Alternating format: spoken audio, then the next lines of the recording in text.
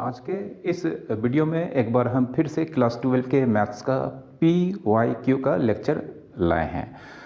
उम्मीद करता हूं कि आपने हमारे सारे PYQ के लेक्चर्स अब तक देख चुके होंगे और सारे क्वेश्चंस जो कि अब तक हमने PYQ के लेक्चर्स में अभी तक बताया है, आप उन सारे क्वेश्चंस को अब तक अच्छे से खुद से सॉल्व कर चुके होंगे। आज के इस लेक्चर में हम एक बार फिर से शॉर्ट क्वेश्चंस आंसर्स PYQ का लेकर आए हैं और हर बार की तरह आज भी आप इस लेक्चर को शुरू से अंत तक बिना स्किप करके देखेंगे और उसके बाद आप इन सारे क्वेश्चंस को खुद से ज़रूर सॉल्व करेंगे।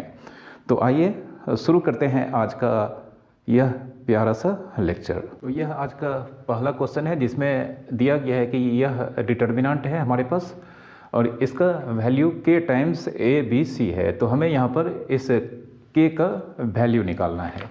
ठीक है, तो हम इसको यूज़ करते हैं since -a b minus b b c minus c equals to k times ABC।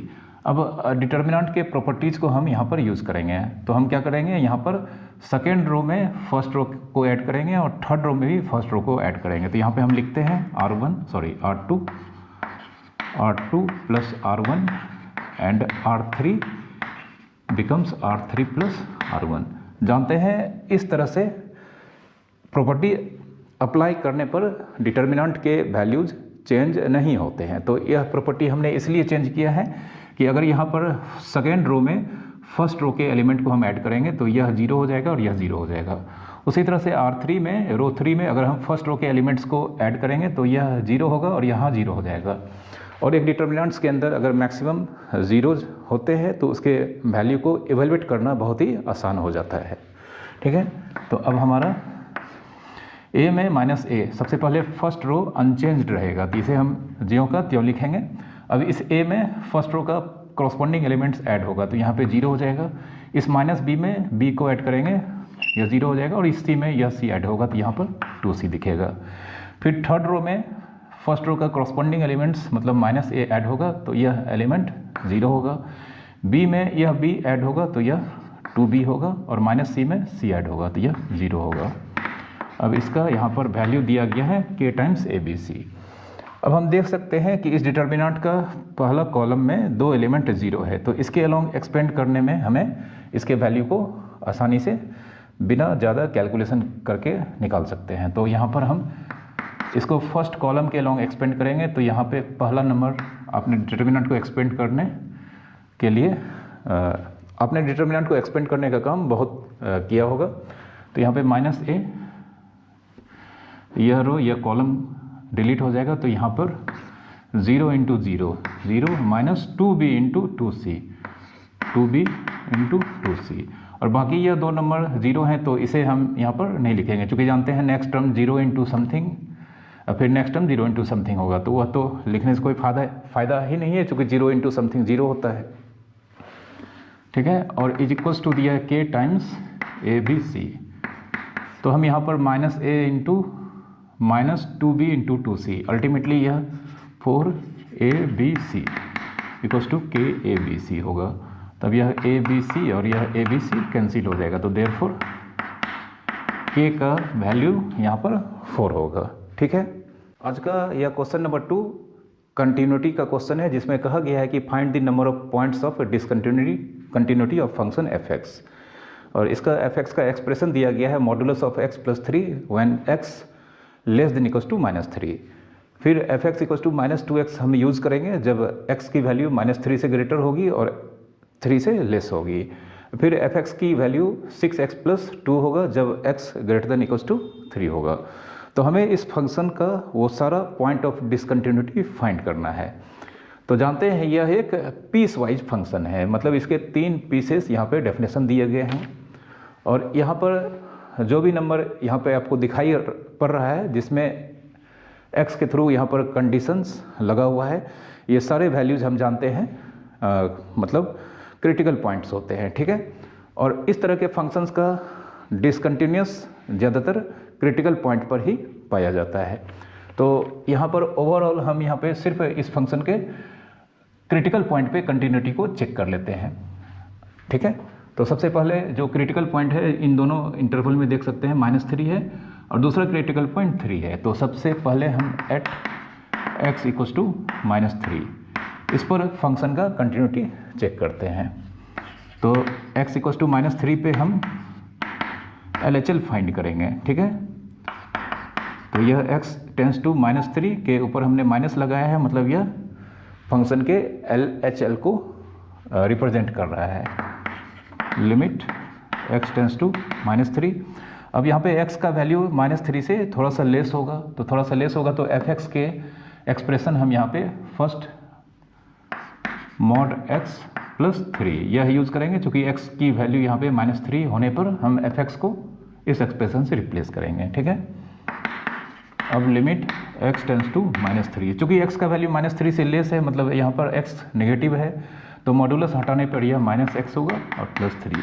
अब ये एक पॉलिनोमियल है, तो इसमें हम डायरेक्ट अब -3 पुट करेंगे, तो -x के प्लेस पे -3 + 3 यह 6 होगा। ठीक है, फिर हम x इक्वल्स टू -3 पे RHL निकालते हैं। ठीक है, तो यहाँ पे यह सिंबल आप जानते हैं, इस फंक्शन का -3 पे RHL मतलब राइट हैंड लिमिट को रिप्रेजेंट करता है। ठीक है, अब इस बार x का वैल्यू यहाँ पे -3 से थोड़ा सा ग्रेटर होगा, तो अब हम fx का जो एक्सप्रेशन यूज करेंगे इस केस में वह -3 से ग्रेटर के लिए, तो x का वैल्यू -3 से ग्रेटर के लिए हम fx को -2x से रिप्लेस करेंगे।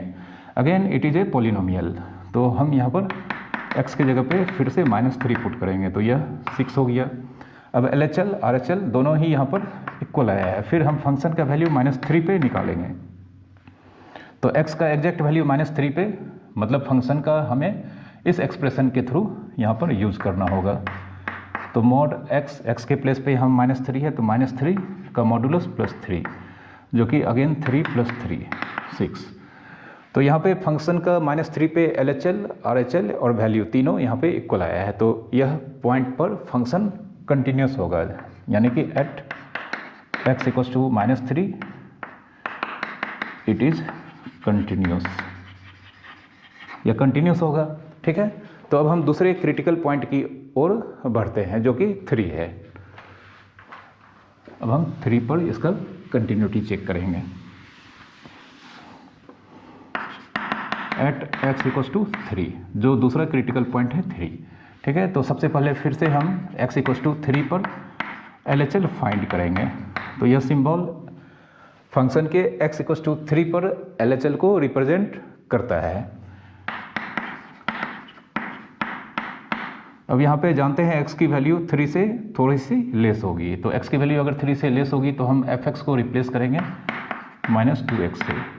अब यह पॉलिनोमियल है, तो -2 × x का टेंडेंसी 3 की ओर है, तो -6 मतलब फंक्शन का 3 पर LHL -6 आया है। अब हम RHL निकालते हैं। ठीक है, तो RHL के वैल्यू को फंक्शन का -3 पे RHL को हम इस तरह से रिप्रेजेंट करते हैं। यहाँ पर इस बार x की वैल्यू -3 से थोड़ा सा ग्रेटर है, लिमिट x टेंस टू -3 और x की वैल्यू यहाँ पे 3 पे हमें निकालना था, सॉरी 3 पे चेक करना था, तो इस बार x का वैल्यू यहाँ पर 3 से थोड़ा सा ग्रेटर है, तो यहाँ पर x का वैल्यू 3 से ग्रेटर, x का वैल्यू 3 से ग्रेटर के लिए fx हम यूज़ करेंगे 6x + 2, तो again it is a polynomial, तो x के जगह पे हम यहाँ पर 3 पुट करके इसका लिमिट के वैल्यू को फाइंड करते हैं। 6 3 = 18 + 2 20, तो यहाँ पर आप देख सकते हैं फंक्शन का LHL और RHL दोनों अनइक्वल हैं, यानी कि फंक्शन x इक्वल्स टू 3 पर डिसकंटिन्यूस है, तो hence at x equals to 3 it is discontinuous. तो यहाँ पर इस फंक्शन के सिर्फ 2 क्रिटिकल वैल्यूज़ थे, -3 और +3, इन दोनों पे हमने यहाँ पर इसके कंटिन्यूटी को चेक किया। सिर्फ x इक्वल्स टू 3 यहाँ पर फंक्शन का पॉइंट ऑफ डिसकंटिन्यूटी होगा, hence x equals to 3 is only point of discontinuity. Of f x. ठीक है, आज का क्वेश्चन नंबर 3 स्क्रीन पर आपको दिखाई पड़ रहा होगा, जो कि फंक्शन का क्वेश्चन है। इसमें कहा गया है कि एक फंक्शन है एफ, जो कि आर प्लस, जिसे कहा गया है कि set of all non negative real numbers, ठीक है, से यह एक ओपन इंटरवल है -5 से इन्फिनिटी तक। और यहाँ पे एफ एक्स का एक्सप्रेशन दिया गया है, ठीक है, 9x² + 6x - 5। तो हमें यहाँ पर शो करना है यह फंक्शन बाइजेक्टिव फंक्शन को रिप्रेजेंट करता है। तो आप जानते हैं कि बाइजेक्टिव फंक्शन वैसे फंक्शन को कहते हैं जो कि इंजेक्टिव यानी कि 1 भी हो और सर्जेक्टिव यानी कि ऑन टू भी हो। तो अगर यह दोनों यहाँ पर होंगे तो यह बाइजेक्टिव होंगे। अब चूंकि हमें यहाँ पर यह शो करना है तो यह इंजेक्टिव तो होगा ही, सर्जेक्टिव भी होगा। ठीक है, तो सबसे पहले हम यहाँ पर फॉर इंजेक्टिव डेट इज 1 के लिए इसे चेक करते हैं। ठीक है, तो एज लेट हम मान लेते हैं x1, x2 बिलोंग्स टू जो हमारा यहाँ पे डोमेन है r प्लस यहाँ पे बोले तो 0 से इन्फिनिटी। ठीक है, मतलब यहाँ पे ये दोनों निगेटिव नहीं होंगे।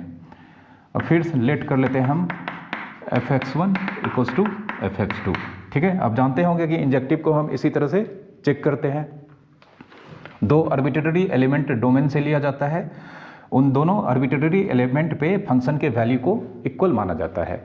उसके बाद हम इसे सिंप्लीफाई करेंगे एफ एक्स के जो यहाँ पे एक्सप्रेशन दिए गए हैं उसी को फॉलो करके, और अल्टीमेटली अगर हमें लास्ट में x1 = x2 ऑब्टेंड होते हैं तो फंक्शन डिक्लेयर हो जाता है कि यह एक इंजेक्टिव फंक्शन होगा। ठीक है, अब एफ एक्स1 यहाँ पर चूँकि एफ एक्स = 9x² + 6x - 5 है, तो एफ एक्स1 यहाँ पर हमें 9x² + 6x1 - 5 मिलेगा। सेम एफ एक्स2 के लिए हम यहाँ पर 9x2² + 6x2 - 5 लिखेंगे। अब यह -5 कैंसिल हो जाएगा। ठीक है, अब ये दोनों टर्म को हम इधर लाते हैं, तो 9x1² - 9x2² + 6x1 - 6x2, यह 0 होगा। इन दोनों से हम 9 कॉमन निकालते हैं, तो 9x1² - x2², और इन दोनों से हम 6 कॉमन लेते हैं, 6x1 - x2, यह 0 होगा। अब इसे हम x1 - x2 × x1 + x2 लिखेंगे और प्लस 6x1 - x2 0। फिर दोनों से यहाँ पे x1 - x2 कॉमन आ रहे हैं, तो यहाँ पर हम x1 - x2 कॉमन निकालते हैं, तो हमारे पास अब 9 × x1 + x2 और प्लस 6 यहाँ पे बचेगा। अब यहाँ पे दिस इंटू दिस 0 है, तो या तो ये 0 होगा या ये 0 होगा, बट जानते हैं यह 0 नहीं होगा। क्यों नहीं जो होगा? क्योंकि यहाँ पे x1 x2 इस इंटरवल से लाई करते हैं और ये दोनों यहाँ पर पॉजिटिव होंगे, मतलब यह पूरा टर्म कभी भी 0 नहीं होगा। As x1 x2 belongs to 0 to infinity, तो देयरफॉर x1 + x2 × 9, मतलब इसमें अगर हम नॉन जीरो नंबर मल्टीप्लाई करेंगे तो हो सकता है यह 0 हो जाए, बट इसमें 6 ऐड किया गया है, तो 6 ऐड करने पर अगर यह पूरा टर्म x1 x2 जबकि जानते हैं ये दोनों डिफरेंट हैं तो 0 तो होगा नहीं। एक 0 होगा तो दूसरा पॉजिटिव होगा, तो 0 + पॉजिटिव पॉजिटिव × 9 पॉजिटिव + 6 पॉजिटिव, मतलब ग्रेटर देन 0 होगा। तो ये इंटू ये 0 है, लेकिन ये यहाँ पर पॉजिटिव है, तो अब तो ये 0 होगा नहीं, तो देयरफॉर x1 - x2 0 लेकर हमें चलना होगा। इससे हमें x1 = x2, ठीक है, हमें अल्टीमेटली x1 = x2 यहाँ पर ऑब्टेंड हो चुका है। और जानते हैं इस केस में जब हमें x1 = x2 ऑब्टेंड हो जाता है तो यह फंक्शन इंजेक्टिव होगा, देयरफॉर f इज इंजेक्टिव। तो यहाँ पे फंक्शन f इंजेक्टिव यहाँ पर हो चुका है। ठीक है, अब हमें इसे शो करना होगा कि यह सर्जेक्टिव यानी कि ऑन टू फंक्शन भी है। तो जब फंक्शन इंजेक्टिव और सर्जेक्टिव दोनों होते हैं तो हम उसे बाइजेक्टिव डिक्लेयर कर पाते हैं। ठीक है, तो अब हम इसे सर्जेक्टिव प्रूव करेंगे। ठीक है,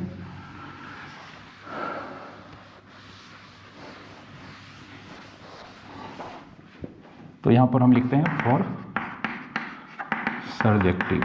सर्जेक्टिव मतलब डेट इज ऑन टू। ठीक है, तो सिंस fx दिया गया है 9x square plus 6x minus 5 है। ठीक है, इसमें हम इसे थोड़ा सा सिंप्लीफाई करते हैं। ठीक है, सिंप्लीफाई करके हम यहाँ पर जो दो टर्म में x दिख रहे हैं उसमें हम यहाँ पर एक ही टर्म में x यहाँ पर दिखाने का कोशिश करेंगे। तो 9x स्क्वायर को हम 3x का होल स्क्वायर लिख सकते हैं, फिर 6x को 2 इंटू 6x इंटू 1 ऐसा लिख सकते हैं। अब यह देखा जाए तो a स्क्वायर प्लस 2ab के फॉर्म पे आ चुका है, तो b का रोल यहाँ 1 प्ले कर रहा है, तो प्लस 1 स्क्वायर माइनस 1 स्क्वायर, ये हमने प्लस 1 स्क्वायर इसमें एक्स्ट्रा ऐड किया है। इसे माइनस करने के लिए हमने माइनस 1 स्क्वायर किया है, और सबसे पहले इसमें पहले से -5 था। ठीक है, तो अब यह यहाँ से यहाँ तक a square plus 2ab plus b square, जिसे हम 3x प्लस 1 का होल स्क्वायर लिख सकते हैं, और यह -1 का स्क्वायर और -5 मिलकर 6 हो जाएगा। ठीक है, तो अब हमारे पास fx का एक ऐसा एक्सप्रेशन है जिसमें सिर्फ एक ही x यहाँ पर इन्वॉल्व है। अब हम इस फंक्शन का रेंज निकालते हैं, तो अगर रेंज कोडोमेन के इक्वल है अगर आ जाता है तो हम जानते हैं इस केस में फंक्शन को सर्जेक्टिव फंक्शन कहा जाता है। ठीक है, तो नाउ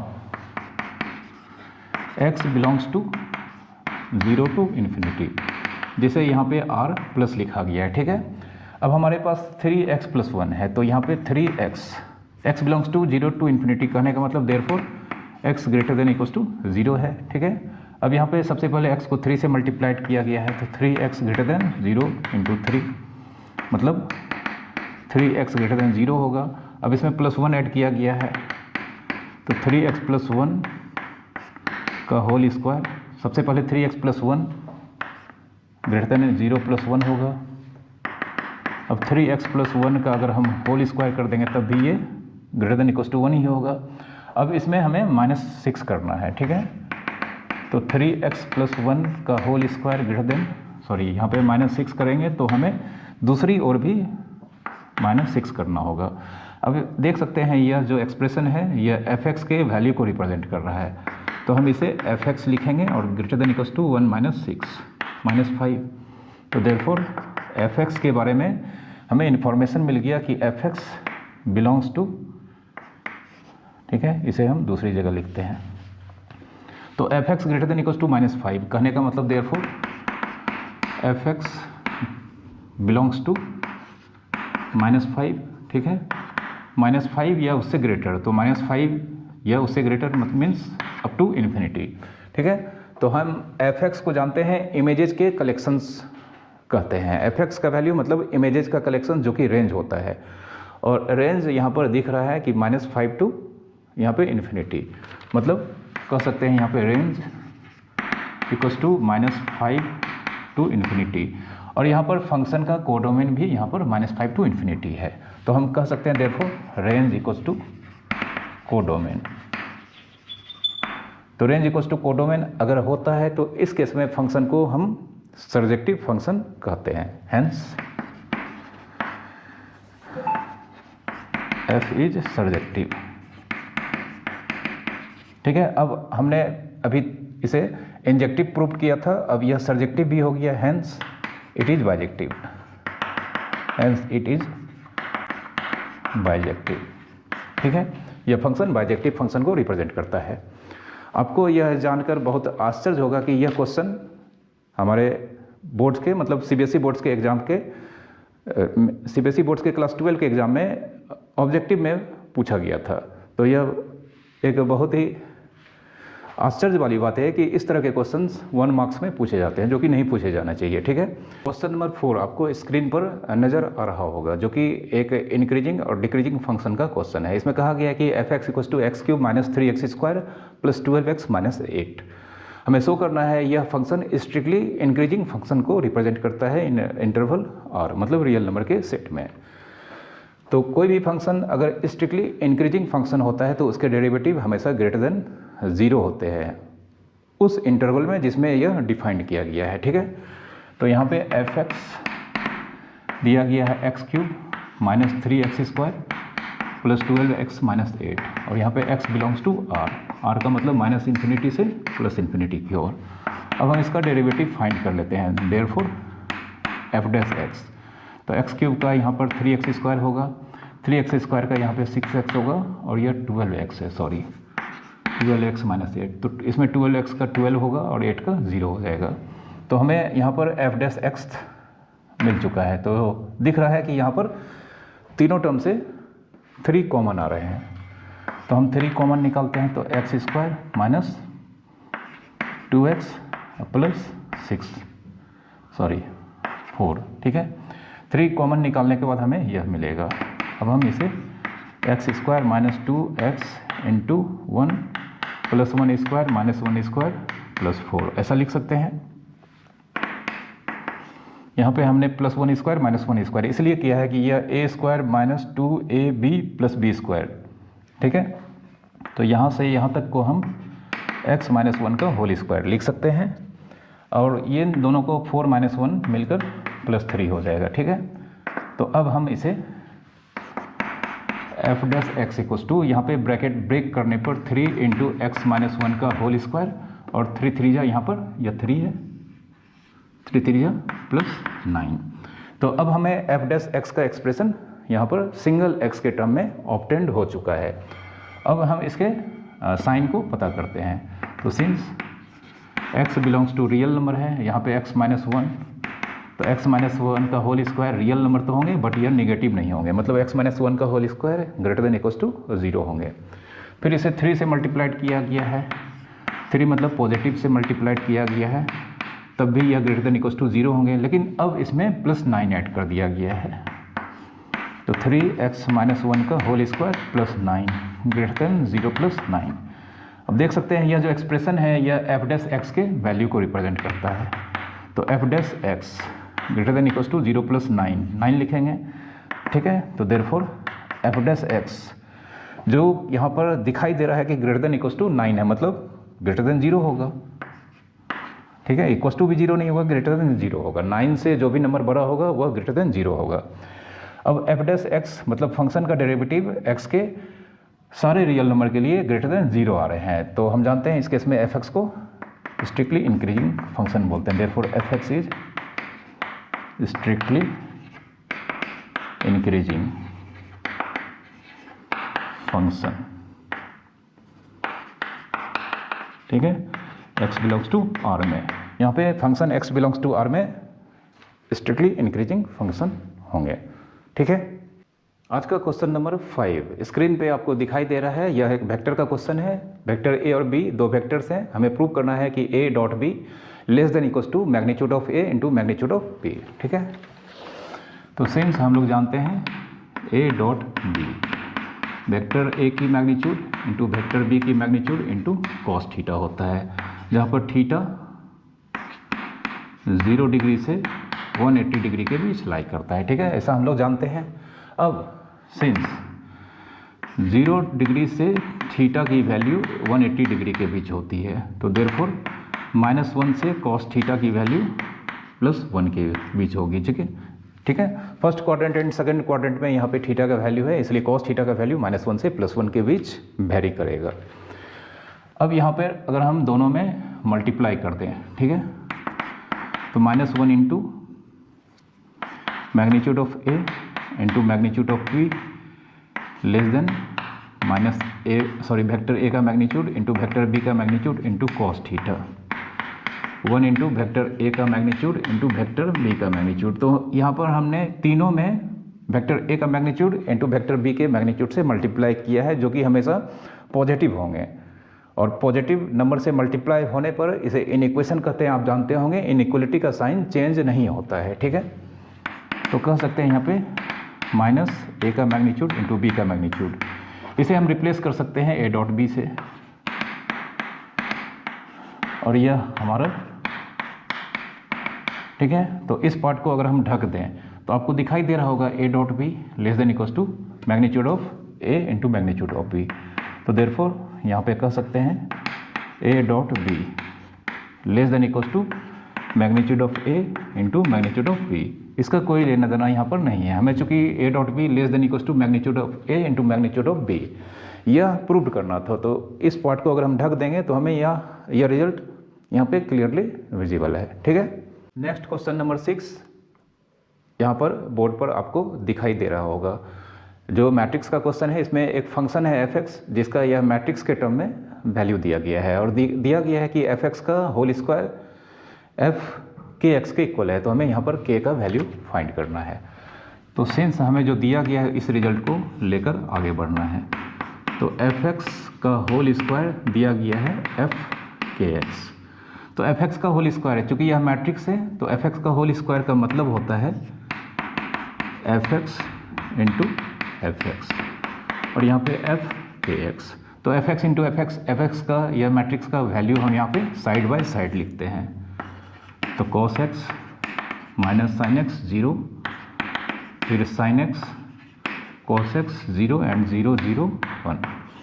फिर हम इसके वैल्यू को लिखेंगे cos x minus sine x 0, sine x cos x 0 0 0 1 और f kx। तो यहाँ पे जहाँ पर भी इसमें x दिखाई दे रहा है वहाँ पर हम रिप्लेस कर देंगे x को kx से। तो f kx का वैल्यू निकल जाएगा। तो cos kx minus sine kx 0, after that sine kx cos kx 0 0 0 1। अब इन दोनों को हम मल्टीप्लाई करेंगे। तो देख रहे हैं यहाँ पर ये दोनों मैट्रिक्स 3×3 ऑर्डर का है, तो आंसर भी 3 होगा। तो cos x इसका फर्स्ट रो इसका फर्स्ट कॉलम से मल्टीप्लाई होगा, तो cos x into cos x, it means cos x square x minus sine x into plus sine x, तो minus sine square x and 0 into 0 0। फिर first row second column, तो cos x into minus sine x, तो minus cos x into sine x, minus sine x into cos x, तो minus sine x into cos x and 0 into 0 0 होगा। फिर cos x into 0 0, sine minus sine x into 0 0 and 0 into 1, तो 0 ही होगा। फिर इसका second row first column से multiply होगा, तो sine x into cos x, sine x into cos x ही लिखाएगा, cos x into sine x, cos x into sine x। ठीक है, एंड 0 इंटू 0 प्लस 0। फिर second row second column sine x into minus sine x, तो minus sine square x, फिर cos x into plus cos x, तो plus cos square x and 0 into 0।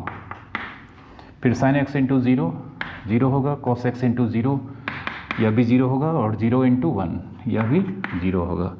फिर 0 into third row first column के साथ, तो 0 into cos x 0, 0 into sine x 0, 1 into 0, 0 into minus sine x 0 होगा, 0 into cos x 0 होगा, 1 into 0 0, फिर 0 into 0 0, 0 into 0 0 और 1 into 1 plus 1।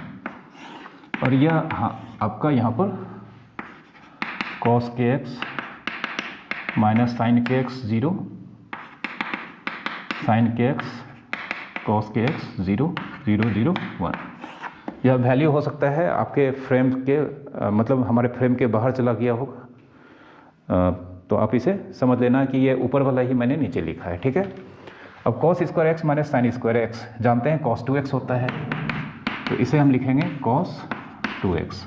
फिर minus sine x cos x minus sine x cos x मिलकर minus 2 sine x into cos x, और यह term 0 0 1, तो इसे हम 0 इस क्वेश्चन को मिटा देते हैं।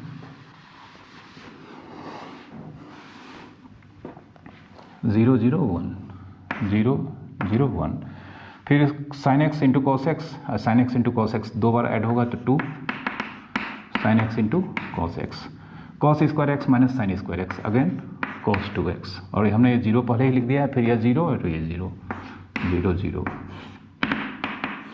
हमारे पास यहाँ पर cos kx minus sine kx 0, फिर साइन kx cos kx 0 0 0 1। अब जानते हैं minus 2 sine x cos x sine 2x होता है, तो cos 2x cos kx के बराबर होगा। मतलब दो मैट्रिक्स अब सेम ऑर्डर के हैं और दोनों आपस में इक्वल हैं, तो इस केस में मैट्रिक्स के कॉरस्पॉन्डिंग एलिमेंट्स इक्वल्स होते हैं। तो cos 2x हमारा कॉस के एक्स के बराबर होगा। उसी तरह से यहाँ पर यह minus sine 2x minus sine 2x minus sine k x के इक्वल होंगे। उसी तरह से ये sine 2x sine k x के इक्वल होंगे। तो यहाँ पर इसे कंपेयर करेंगे तो therefore 2x equals to k x, minus minus cancel हो जाएगा और 2x equals to k x.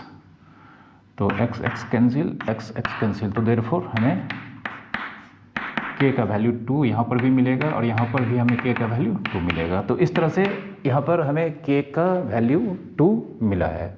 ठीक है, आज का क्वेश्चन नंबर 7 आपको यहाँ पर स्क्रीन पर दिखाई दे रहा होगा। यह एक वेक्टर का क्वेश्चन है जिसमें हमें एक यूनिट वेक्टर फाइंड करना है जो कि परपेंडिकुलर है इन दोनों वेक्टर आई कैप प्लस के cap and I cap minus के कैप। इन दोनों वेक्टर पे परपेंडिकुलर वेक्टर हमें चाहिए और वह भी यूनिट वेक्टर। तो हम जानते हैं कि दो वेक्टर पे जो वेक्टर किसी भी दो वेक्टर पे कोई वेक्टर अगर परपेंडिकुलर होता है तो वह उन दोनों के क्रॉस प्रोडक्ट के डायरेक्शन में होता है। तो सबसे पहले हम इन दोनों वेक्टर का कुछ नाम लेट कर लेते हैं। तो let vector A I plus K and vector B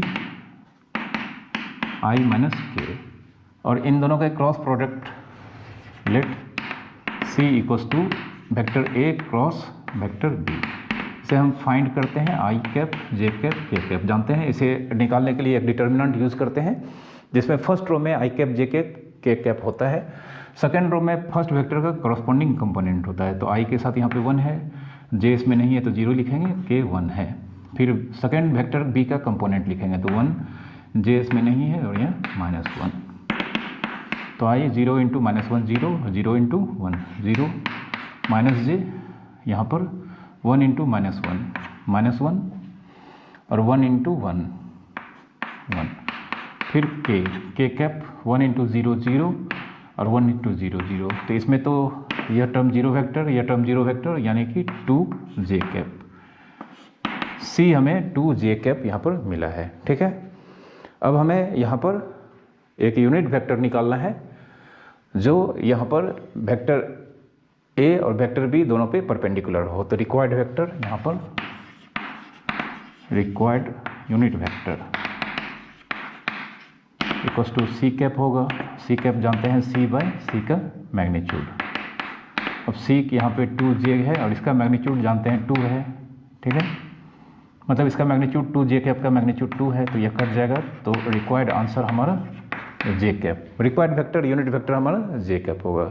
ठीक है, क्वेश्चन नंबर 8 आपको स्क्रीन पर दिखाई पड़ रहा होगा। यह एक 3 डायमेंशनल ज्योमेट्री का क्वेश्चन है। हमें निकालना है direction ratios of A vector जो कि इस लाइन के पैरेलल है। तो सबसे पहले इस लाइन के इक्वेशन को हम स्टैंडर्ड फॉर्म में लाते हैं। तो इसका स्टैंडर्ड फॉर्म आप जानते होंगे x minus x1 by A equals to y minus y1 by B equals to z minus z1 by C. जैसे ही हम इस फॉर्म में लिखेंगे तो जो वेक्टर हमें यहाँ पर मिलेगा यह वेक्टर इस लाइन के पैरेलल वेक्टर का डायरेक्शन रेशियोज होगा। ठीक है, तो यहाँ पे x minus 1/2 x minus x1 by A के फॉर्म में यह ऑलरेडी दिख रहा है। अब हम इसे माइनस y, इसे हम y माइनस 0 बाय -1 लिख सकते हैं। तो यह जानते हैं अल्टीमेटली यह माइनस y को रिप्रेजेंट करेगा और इन दोनों से हम 2 कॉमन निकाल लेंगे। तो 2z प्लस 1/2 बाय 6 यह 3 हो जाएगा। तो एक बार हम इसे और लिखते हैं x minus 1/2 y minus 0 by -1 और z माइनस 1/2 बाय 3। तो यह हमारा लाइन स्टैंडर्ड फॉर्म में आ चुका है। तो यहाँ पर डायरेक्शन रेशियो वेक्टर जो कि इस लाइन के पैरेलल होगा। तो therefore drs of vector parallel to this line, इस लाइन के पैरेलल जो वेक्टर होंगे उसके drs जो कि a b c से रिप्रेजेंट किया जाता है। तो a यहाँ पर 2 है, b -1 है और c 3, यह इसका आंसर होगा। ठीक है, एक बात और आपको याद रखना है कि अगर इन तीनों के स्क्वायर के सम 1 होंगे तो इस केस में यह drs नहीं बल्कि dc यानी कि डायरेक्शन कोसाइंस को रिप्रेजेंट करेगा। लेकिन इन तीनों के स्क्वायर के सम 1 से ग्रेटर हैं तो इसलिए यह इसके डायरेक्शंस रेशियो ही कहलाएंगे। तो यहाँ पर इस कंडीशन में जो DRs होंगे यह 2, -1, 3 होंगे। ठीक है। क्वेश्चन नंबर 9 आपको स्क्रीन पर दिखाई पड़ रहा होगा। यह वेक्टर का क्वेश्चन है। इसमें कहा गया है कि एक वेक्टर नहीं 3D का क्वेश्चन है। एक line, if a line makes angle 30 degree with positive direction of X axis, मतलब alpha 30 degree, 120 degree with positive direction of Y axis, मतलब beta 120 degree, then find the angle which it makes with positive direction of Z axis, मतलब हमें यहाँ पर gamma का value find करना है। ठीक है। तो सिंस हम लोग जानते हैं cos square alpha plus cos square beta plus cos square gamma 1 होता है, और अल्फा यहाँ पे 30 डिग्री है, तो मतलब cos square 30 degree, beta 120 degree है, मतलब कॉस स्क्वायर 120 डिग्री, और गामा हमें फाइंड करना है। तो कॉस 30 डिग्री की वैल्यू √3/2 होता है। ठीक है। इसका स्क्वायर करना होगा हमें। कॉस 120 डिग्री की वैल्यू -1/2 होता है, इसका स्क्वायर करना होगा, और कॉस स्क्वायर गामा 1, तो यह हमें 3/4 होगा, यह 1/4 प्लस कॉस स्क्वायर गामा 1 होगा। इस दोनों को हम RHS में शिफ्ट करते हैं। कॉस स्क्वायर गामा 1 - 3/4 - 1/4, 4 LCM होगा, -4 - 3 - 1, मतलब 0/4। तो देयरफॉर कॉस स्क्वायर गामा 0 होगा, कॉस गामा 0 होगा, और जानते हैं यहाँ पर cos gamma cos 0 cos 90 degree के वैल्यू को रिप्रेजेंट करता है। तो देयरफॉर हमें यहाँ पर गामा 90 डिग्री मिलेगा। ठीक है। यहाँ पर इस लाइन का जेड एक्सिस के साथ जो एंगल होगा वह 90 डिग्री होगा। ठीक है, चूँकि गामा का वैल्यू 90 डिग्री आया है। और यह जानते हैं किसी भी लाइन का डायरेक्शन कोसाइंस का स्क्वायर का सम 1 होता है, जहाँ की अल्फा बीटा गामा लाइन के डायरेक्शन एंगल्स कहलाते हैं। यह आपने 3D में पढ़ा होगा। ठीक है। आज का लास्ट क्वेश्चन नंबर 10 बोर्ड पे आपको दिखाई पड़ रहा होगा। यह इन्वर्स ट्रिग्नोमेट्रिकल फंक्शन का क्वेश्चन है और इसका हमें वैल्यू निकालना है। इस तरह के क्वेश्चंस आपने बहुत सारे बनाए होंगे। तो हम सबसे पहले tan इन्वर्स -1/√3, जिसे हम -tan इन्वर्स प्लस 1/√3 लिखेंगे, और cot इन्वर्स 1/√3, यह cot के कितने डिग्री का वैल्यू 1/√3 होता है। तो आप जानते होंगे cot 60 डिग्री का वैल्यू 1/√3 होता है। और tan इन्वर्स साइन -π/2 को सबसे पहले हम साइन प्लस माइनस हमने बाहर कर दिया sin π/2। तो यहाँ पे जो हमने यहाँ पे इसके लिए फार्मूला यूज किया tan inverse -x tan inverse plus x, और यहाँ पर जो हमने फार्मूला यूज किया sin -θ sin θ। ठीक है। अब tan इन्वर्स 1/√3, तो माइनस को हमने माइनस लिखा है, और tan इन्वर्स 1/√3, तो tan के कितने डिग्री का वैल्यू 1/√3 होता है, आप जानते होंगे 30 डिग्री। फिर यह π/3 और tan इन्वर्स माइनस sin π/2 का वैल्यू 1 होता है। ठीक है। तो -π/6 प्लस π/3, और इसे फिर से हम tan इन्वर्स प्लस 1 लिखेंगे। तो -π/6 प्लस π/3 और tan इन्वर्स 1 जिसका वैल्यू π/4 होता है।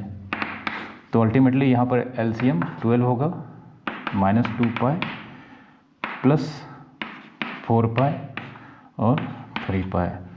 तो यहाँ पे -3 -2 -5 प्लस 4 मीन्स -π/12 इसका आंसर होगा। ठीक है। तो आज के लेक्चर में आपने सारे क्वेश्चंस को बिना स्किप करके ज़रूर देखा होगा। उम्मीद करता हूँ कि आपको ये सारे क्वेश्चन अच्छी तरह से समझ में आए होंगे, और अब आप इन सारे क्वेश्चंस को एक बार खुद से ज़रूर बनाएंगे। तो वीडियो अगर अच्छा लगा होगा तो प्लीज़ इसे लाइक कर देना, और चैनल को अगर आपने अभी तक सब्सक्राइब नहीं किया है तो प्लीज़ चैनल को सब्सक्राइब कर लें, क्योंकि इस चैनल पर अभी एक से बढ़कर एक फिजिक्स और मैथ्स के वीडियोज़ आने वाले दिनों में आपको मिलते चले जाएंगे।